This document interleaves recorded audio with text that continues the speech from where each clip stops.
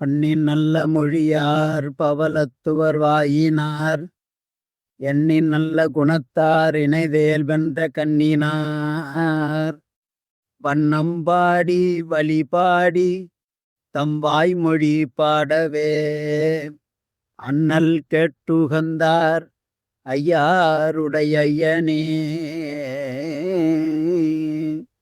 எல்லாம் வல்ல செந்தமிழ் சொக்கநாத பெருமானுடைய திருவருளையும் தர்மயாதின குருமணிகளினுடைய குருவருளையும் சிந்திக்கின்றோம்.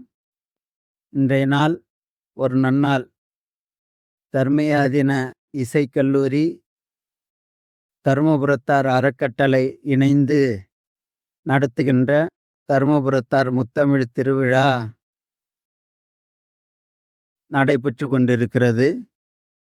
இன்றைய நாள் முழுவதும் நடைபெறுகிறது.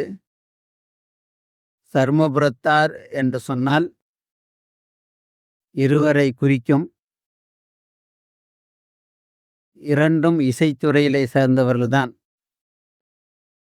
ஒரு முறை கண்டமானி தேசிகர் கலைஞர் முதலமைச்சராக இருக்கின்ற போது இந்த தேசிகர் இனத்தையும் எம்பிசியாக மோஸ்ட் பேக்வேர்ட் கிளாஸில் சேர்க்கணும்னு போய் கேட்டார்.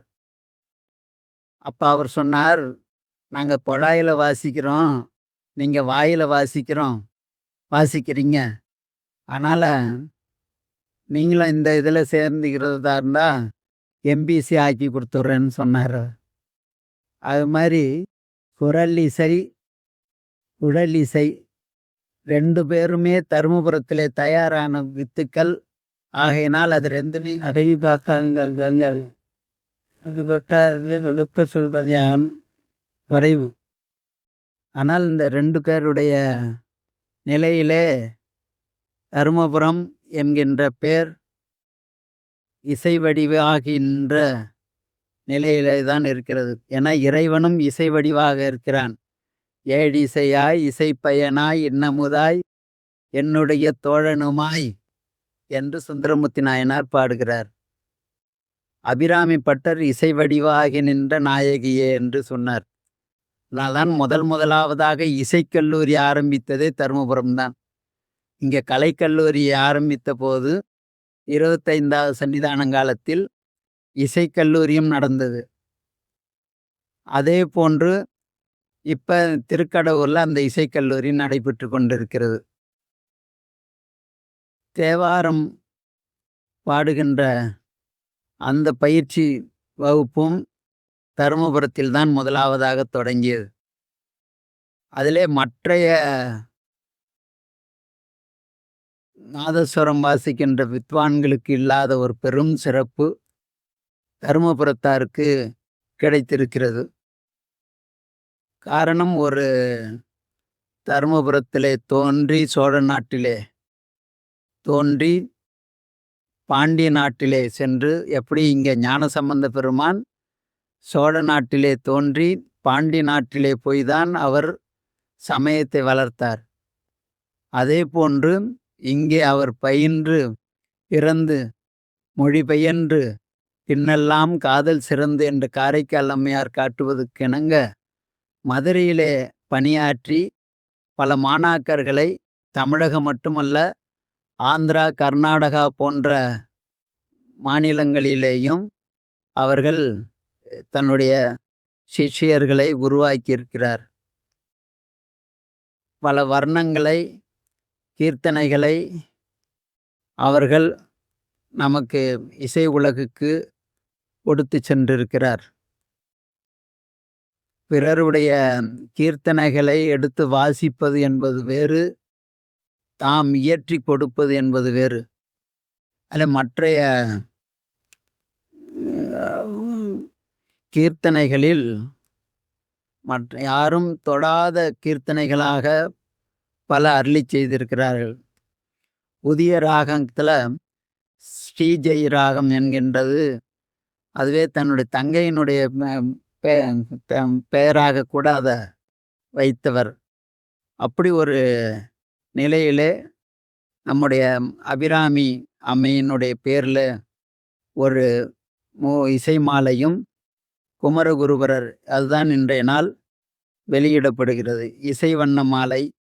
இதிலே ஒரு 25 கீர்த்தனைகள் இங்கே கொடுக்கப்பட்டிருக்கிறது. ஒவ்வொரு ஆண்டும் ஒவ்வொரு நூல்களை அவர்கள் இயற்றிய நூல்கள் வெளிவராதது எல்லாம் அவருடைய சகோதரர் இங்கே கைப்பிரதிகளாகவும் வைத்திருந்தார். அவருடைய மாணவர்கள் இதை ஒரு அறக்கட்டளையாக வைத்து நடத்த வேண்டும் என்று சொன்னார்கள்.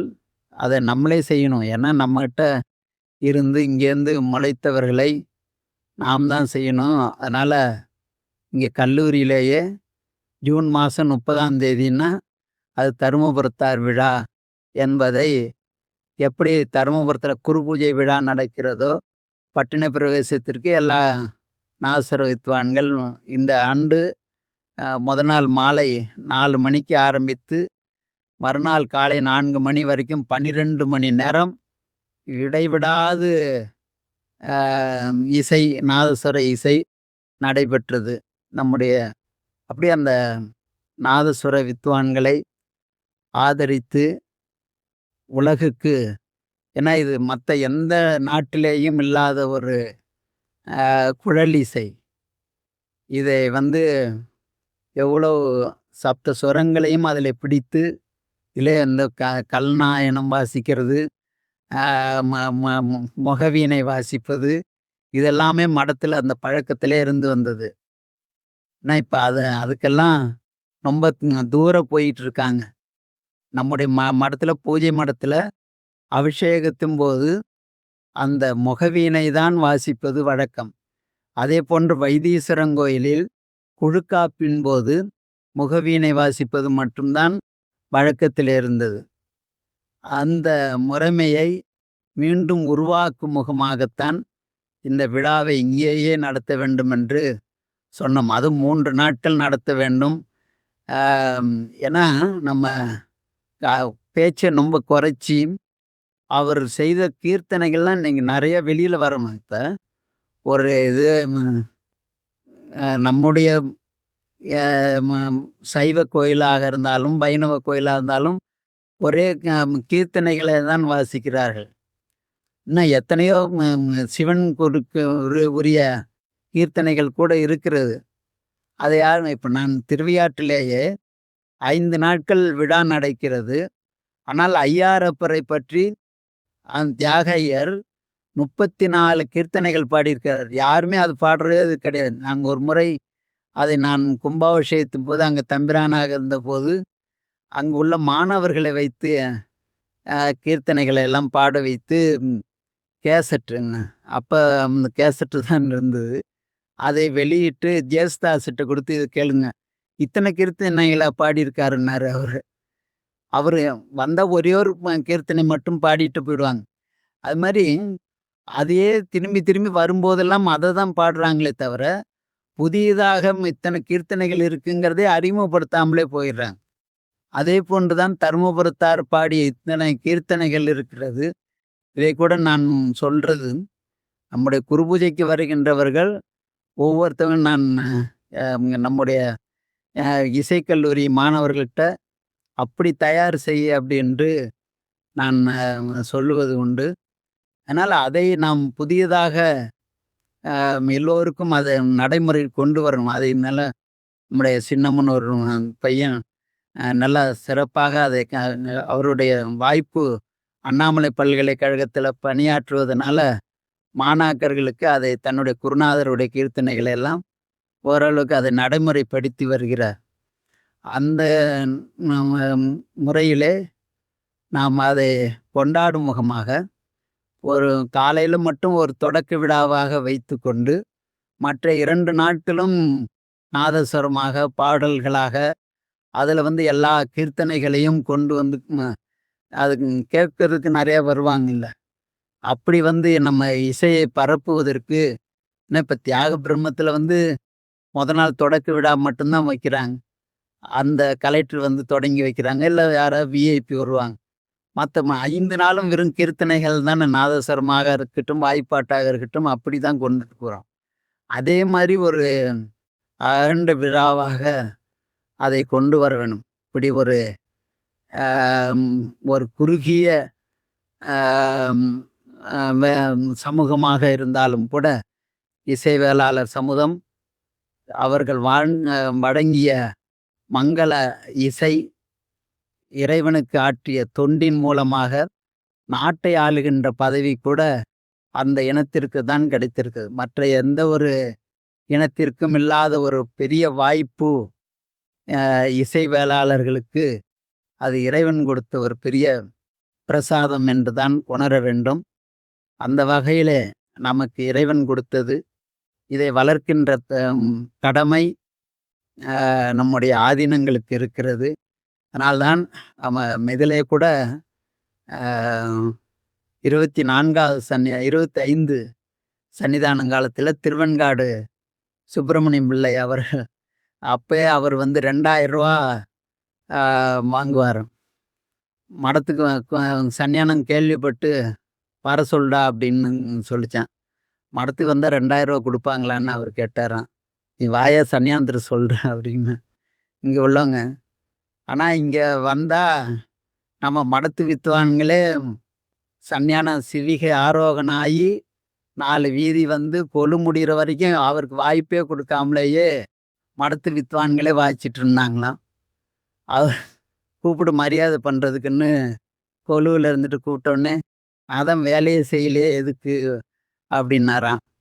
இவன் இவ்வளோ பெரிய வித்வான்கள் இருக்கிற இந்த இடத்துல, நான் என்னுடைய ஆணவத்த குறைச்சிக்கிறேன் அப்படின்னு சொல்லிட்டு, வெறும் பிரசாதம் குடுத்தா போறேன்னு போனாரு. ஆனாலும் சன்னியானத்துல வந்துட்டேன் இந்தா பெரிய அப்படின்னு சொல்லி மரியாதை செய்தார்கள் என்று சொல்வார். அப்படி அந்த அவரவர்களுக்குள்ள திறமையை வளர்க்கிற பெருமையிலே இன்றைய நாள் 2 சகோதரர்கள், அவங்க அண்ணனும் அவங்க பெரியப்பாவும் சித்தப்பாவும் வாய்ச்சிருந்தாங்க. சன்னியானங்காலத்துல அவங்க 2 பேருக்கும் விருது கொடுத்தது. அவர் அண்ணன் பிள்ளைகள் 2 பேருக்கும் இன்றைய நாள் அவர்கள் பட்டின பிரவேசம் தோறும் தவறாமல் வந்து தன்னுடைய அவர்களுக்கென்றே ஒரு நாதம் இறைவன் கொடுத்த நாதம். மற்ற யாருக்கும் அந்த நானும் பல இடங்கள்ல பார்த்துருக்கேன். பலருடைய இதுகள கேட்டிருக்கிறேன். ஆனால் அவர் அந்த உடலை எடுத்து எங்க வாய்ச்சாலும் இன்னைக்கு அவர் மீனாட்சி சுந்தரத்தினுடைய நாதஸ்வரமா என்று கேட்கிற அளவிற்கு அந்த பாரம்பரியமே அப்படியே ஒரு தொடர்ந்து வந்துடுச்சு. அதே போல அந்த பிள்ளைங்க 2 பேருமே இப்ப இவர்கள் 2 பேருமே அந்த நாதத்தை அவர்கள் கொடுக்கிறார்கள். அந்த இதுல ஏதோ ஒருத்தியெல்லாம் நம்ம அந்த படத்துல இது என்ன நீ வாய்ச்சாதான் வாசிக்க முடியுமா? மனோரமா கேட்கறது மாரி அவர்களுக்கு மட்டும் தான் அந்த குழல் இசை பேசுகிறது. இறைவன் கொடுத்த வரப்பிரசாதம். அ அம்பாள் அனுக்கிரகம் அது கொடுத்தது. அவர்கள் இன்றைய நாள் தருமபுரத்தாருடைய பேர்லே அ அரைப்பட்ட இந்த இதில நாதஸ்வர கலாநிதி விருதுகள் பெற்றிருக்கிறார்கள். அதிலே இந்த நம்முடைய தருமபுரம் திருக்கடவூர் இசைக்கல்லூரி, தருமபுரத்தார் அறக்கட்டளையின் சார்பிலே போட்டிகள் மாநில அளவில மிகப்பெரிய அளவில போட்டிகள் நடத்தி நிறைய பேர் கலந்துருக்கிறாங்க. அது ராஜேந்திரன் இவங்கெல்லாம் சேர்ந்து இந்த செயலை செய்திருக்கிறார். உமாசங்கர் இவர்கள் போட்டியெல்லாம் நடத்தி அதில் பரிசு பெற்ற மாணவர்கள் நாதஸ்வரம், சீவாலி, சுதிப்பெட்டி, தாளம் போடுறவங்க எல்லாம் மேலே வந்துடலாம் கேட்குறதுக்கு தக்கவாறு அப்படி எல்லா வகையிலேயும் இந்த மக்களை ஊக்கப்படுத்த வேண்டும் என்கின்ற உணர்வோடு இந்த செயல்பட்டு கொண்டிருக்கின்ற நிலை. இந்த தருமபுரத்தாருடைய வர்ணங்கள், கீர்த்தனைகள் எல்லா வித்வான்களுடைய மத்தியிலேயும் போய் அது சென்று சேர வேண்டும் என்கின்ற ஒரு நிலையிலே இந்த விழா எத்தனை நாள் நடந்தாலும் அது ஒன்றும் நமக்கு என்ன வர்றவங்களுக்கு சாப்பாடு இது போடுறது அது ஒன்றும் பெருமையாக இதுவாக தெரியாது. ஆனால் அந்த மீண்டு செய்ய வேண்டும் என்கின்ற ஒரு நிலையிலேயும் ஆம், இந்த பணி தொடர வேண்டும் என்று ஆம், அறக்கட்டளையாளர்களுக்கும் இந்த விழா ஏற்பாடு செய்திருக்கின்றவர்களுக்கும் நமது நல்லாசிகளை சொல்லி, விருது பெறுகின்றவர்கள் மேலும் மேலும் தன்னுடைய கலைத்திறமையை அவர்களுடைய தந்தையார், சித்தப்பா போன்றவர்களுடைய அவர்களுடைய தன்மையை காட்ட வேண்டும். அத்தோடு நம்முடைய கல்லூரி மாணவர்களும் கூட.